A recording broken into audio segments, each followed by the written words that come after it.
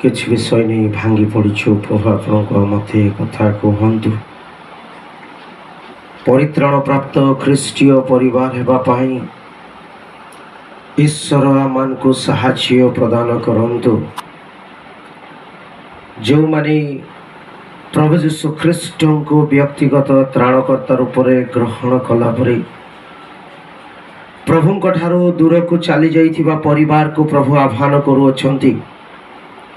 ଆମେ ଯେତେବେଳେ ଶୁଣୁ ଯେ ଆମ ପରମେଶ୍ୱର ତତ୍ତ୍ୱାବଧାନକାରୀ ପରମେଶ୍ୱର ଅଟନ୍ତି, ସେ ଆପଣା ଲୋକମାନଙ୍କୁ ଭରଣ ପୋଷଣ କରିବା ପରମେଶ୍ୱର, ତେବେ ଆମେ ନୀରବ ନ ରହି ପରିତ୍ରାଣ ପ୍ରାପ୍ତ ଖ୍ରୀଷ୍ଟୀୟ ପରିବାର ଈଶ୍ୱରଙ୍କ ନିକଟକୁ ଫେରି ଆସୁ।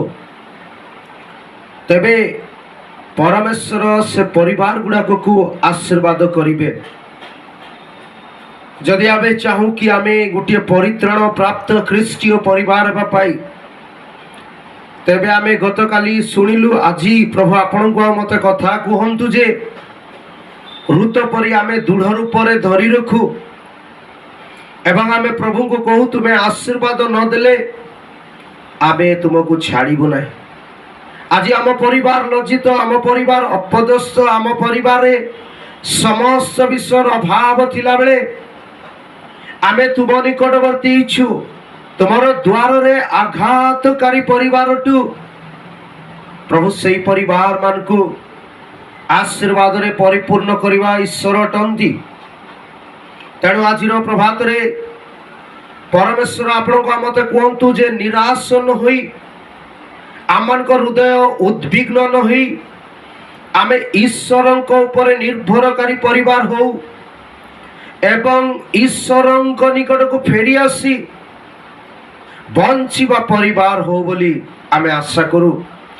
ତେବେ ପ୍ରିୟ ଈଶ୍ୱରଙ୍କ ଲୋକମାନେ, ଆଜିର ପ୍ରଭାତରେ ଆସୁ, ଆମେ ଫେରି ଆସୁ ଏବଂ ପ୍ରଭୁଙ୍କୁ କହୁ, ପ୍ରଭୁ ତେବେ ଆମ ପରିବାରକୁ ଆଶୀର୍ବାଦ କର।